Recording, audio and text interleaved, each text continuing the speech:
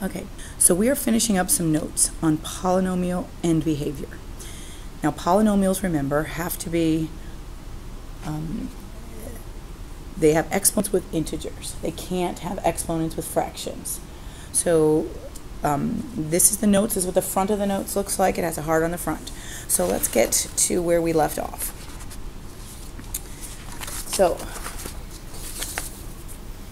this is page 5 of the notes. We're going to continue. Okay, so this should look familiar to us. We have a, this shape is the shape of a quadratic.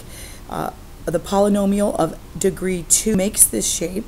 The shape itself is called a parabola. Okay, so we know it's of degree 2 that makes the shape.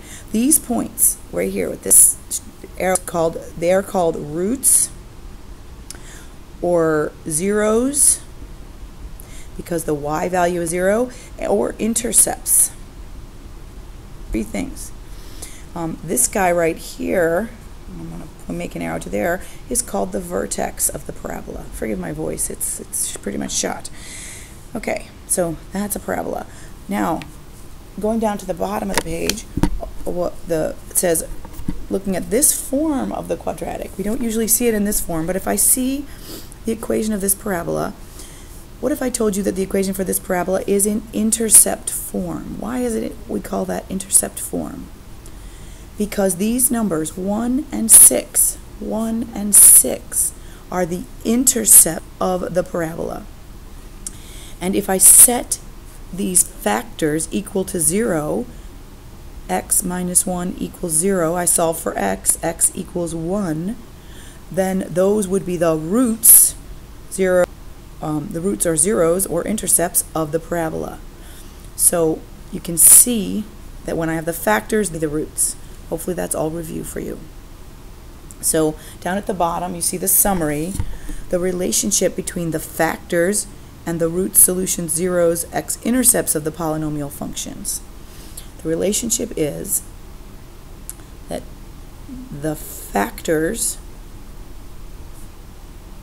when set equal to 0, give us the roots, solutions, zeros, x-intercepts. I'm kind of shorthanding there, of polynomial functions. Okay, and we also see that it's basically, if there's, that it's the opposite sign. It's another little shortcut there. Okay, so let's move along. So we're going to take the function that we just had, the other page, f of x equals x minus 1, x minus 6.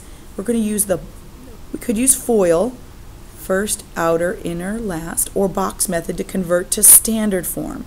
Standard form is y equals ax squared plus bx plus c. There are 3 forms of a quadratic: intercept, standard, and vertex. I'm going to get to standard form. I'm going to use the box method. We learned that yesterday. I want to reinforce it. So x minus 1 and x minus 6. So let's do that again just so we can reinforce that. You make a box, and this negative 1 goes into the second box just to reinforce that. So let's do that again. X times, remember, 2 steps. Number 1, we multiply into the box, and we add out of the box. Add out. So let's do that. X times x is x squared. X times negative 1 is negative x. X times negative 6. And negative 1 times negative 6 is positive 6.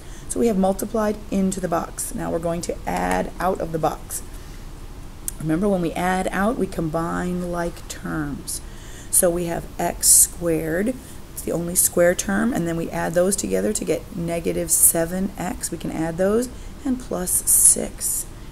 Okay, so we've used FOIL to convert to standard form, ax squared plus bx plus c. How many roots are there? Well, we know, because it's of degree 2, that there are 2 roots. There are 2 roots. What's the degree? 2. They always match. So the relationship between the number of roots and the degree, it's always equal always. That's the deal. So let's look at these graphs. Now, let's talk about this one first. The graph on the right, this is a quadratic. We know it because parabolas are always quadratic. So it's a polynomial of degree 2. So how many roots does it have? Well, it has 2 roots by definition. It looks like it has only 1 root. Let's remember, why does it look like it has only 1 root? What does that mean about that root? We know it has 2. Looks like it has only 1. But we know it has 2. This is a double root. Okay, but it has to have 2. This one is a double root. X equals 0. And a double root happens when the graph sits on the axis, when it just doesn't go through it, but it sits on it. That's called, we'll talk about vocabulary in just a moment. Let's look at this graph over to the left. How many roots does this? 1, 2, 3. Well, this well, we can't quite tell there, but it looks like at 2.5, that's 1 root. At 1, there's another root, 2, and at some point there, this has a 3rd root. So this graph has 3 roots. Okay. Hits the axis at 3 points. All right, let's talk a little more vocab. New word, multiplicity. Multiplicity is the number of times that one factor, a single factor, appears in a polynomial. So, for our example above, where 0 occurred twice, that root up there, 0, had a multiplicity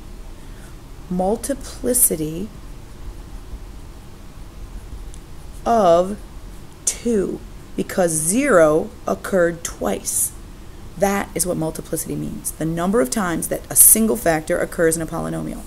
It determines whether a root or a solution is occurring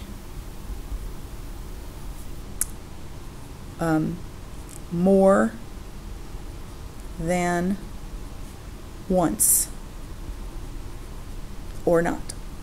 When multiplicity is 1, it means the function goes through the axis and it counts as a single solution. When multiplicity is 2, it means that the function just hits the axis and then turns back around and it counts as a double root. Double root or multiple solution, 2 solutions. Okay? Multiplicity. Now, you can actually have a multiplicity of 3. You can have more than that, too. Okay. Okay. So what we're going to do on this page is we're going to match these functions, 1, 2, 3, 4, 5, with our graphs based on how the graph goes through the x-axis. Does it go through once, therefore it has a multiplicity of 1? Does it sit on the x-axis, therefore has a multiplicity of 2? So when it goes through once, when it hits the graph 1 time, it goes through. That's multiplicity 1. Goes through. Just say goes through. I'm spelling that wrong. If it sits on the axis, then it has a multiplicity of 2. So let's look at our number 1 graph here. Number 1 function. First of all, a is negative. So what does that mean for us? Well, that means the graph is negative. Let's look at something else that's really important. We have x, x, x. So this is x cubed. So that tells us that the function is of degree 3. So that means it goes in opposite directions. And it has a negative slope. So that tells us that the graph itself is going to be laying in a negative slope. So, and we know we have to have a graph that's going that way and has roots at 1, -2, and 4. Okay, so let's look at our choices. Do we have a graph that goes through the axis at +1, -2, and +4? So we're going to look. There, right here, we have a graph. Letter C has a negative slope, has 3 roots, and they hit at -2, +1, and +4. So 1 is C. You see that match? Okay, let's match up the next one. So let's look at equation number 2. It has A is positive. The degree is 1, 2, 3. So that's x to the third.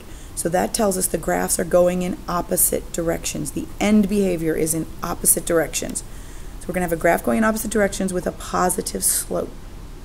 We're going to have roots at -1, -1, +2, and -4. Okay, so let's look for positive slope, opposite directions, and roots at -1, -4, and +2. Okay, looking at your graphs. Everybody look at your graphs. I see that happening at E.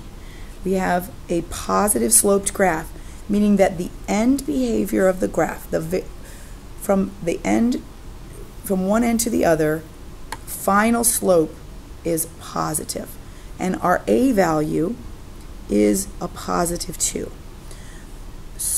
And we have -4, -1, and 2 as our intercepts.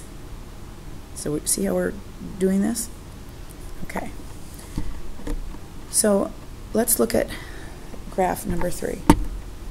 We also have, again, x cubed. But we have roots at x squared. So how do we find the roots for x squared? Well, let's see. We would set x squared equal to 0. How would we find the roots? We would say, take the square root of that and the square root of that. X equals 0. So that's 2 roots at 0. What does 2 roots at 0 mean? Multiplicity equals 2. So the graph is going to be sitting on the axis at 0. What is this graph? What is A of this graph? It's positive, so we're going to have a positive slope ultimately. The end behavior of the graph is going from negative to positive. And we have intercepts at 0 and +1. So that looks like graph A. Okay, we have a root at 0 and a root at +1. So graph number 3 is A. All right, now let's look at equation number 4. How many x's? 1, 2, 3, 4. Even. We have even. So this graph is going to be going in the same direction. It's negative and even. So this graph is going to be going downward. Do we have any graphs that are going down? The only graph going down is B. And does it have intercepts at -1, +1, 4, and -4? Yes. So 4 is B.